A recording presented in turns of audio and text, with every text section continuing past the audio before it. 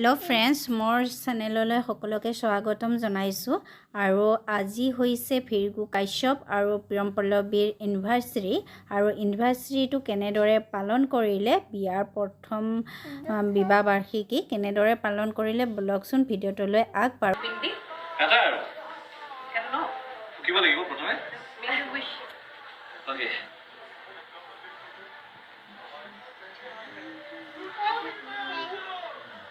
Happy birthday Kika. Happy anniversary. Aros. Happy birthday to you. Yeah. Okay. Gloria.